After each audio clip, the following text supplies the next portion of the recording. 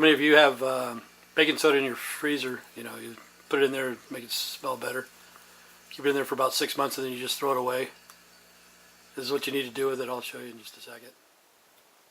Hey, there's that cheap guy. So you put some toothpaste on your brush. And you don't need to put water on it because if you ask any dentist, all you need is a little bit of toothpaste. They say pea size, no water. Stick it in there. Get some baking soda on it and just go to town. Start brushing your teeth.